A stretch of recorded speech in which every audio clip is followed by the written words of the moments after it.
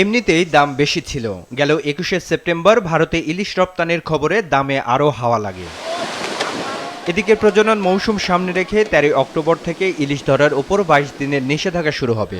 কিছুদিন বাদ দিয়ে আবারও জাটকা ধরার ওপর নিষেধাজ্ঞা দেওয়া হবে ৮ মাসের জন্য, ফলে দাম কমার সম্ভাবনা আর নেই।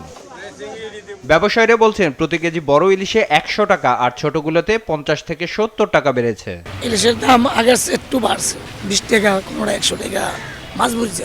যদি আল্লাহ মাছ দিয়ে দেয় তাহলে ইন্ডিয়া কি মাছ আমাদের বেশি মাছ দিলে হতো, মনে হয় একটু মাছ কম, এই জন্য সীমিত বাড়ছে।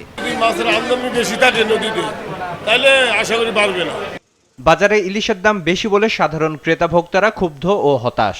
৭০০-৮০০ গ্রামের ওজনের যদি একটা ইলিশ মাছ ১৬০০ টাকা কেজি হয়, তাহলে আমাদের মতো সাধারণ মানুষ কিনা কোনো অবস্থাতে সম্ভবপর নয়। এই আসছি দেখে যাচ্ছি, এতটুকুই সন্তুষ্ট। ইন্ডিয়ায় রপ্তানি করার কথা শুনে যারা বিক্রেতা তারা দাম একটু বাড়িয়ে দিয়েছে। ৬৫% পর্যন্ত বিদ্যুৎ বিল সাশ্রয় করে আপনাকে রাখে প্রশান্তিতে। ওয়ালটন ফ্যান হাওয়া বদলে দেয়। আগের মতোই দাম, সে মানে বাড়া কমা দেখতেছি না। বড়গুলো ১৭০০-১৮০০ টাকা কেজি চাচ্ছে, আর একটু ছোটগুলো আপনার ১০০০। তো তাতে আমার মনে হয় না যে দাম কমছে। ঢাকার বাজারে গিয়ে দেখা যায় ৮০০ থেকে ৯০০ গ্রাম ওজনের ইলিশের কেজি ১৬০০ থেকে ১৮০০ টাকা, ১ কেজির বেশি ওজনের ১৮০০ থেকে ২০০০ টাকা, আর ২০০ থেকে ৩০০ গ্রামের গুলো ৫ থেকে ৭০০ টাকা।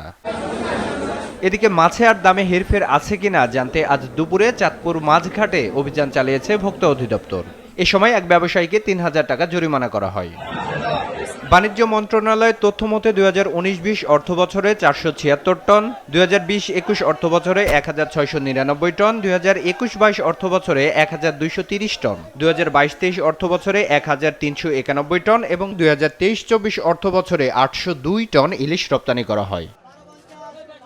বিপ্লব হাসান, মাছরাঙা সংবাদ, ঢাকা।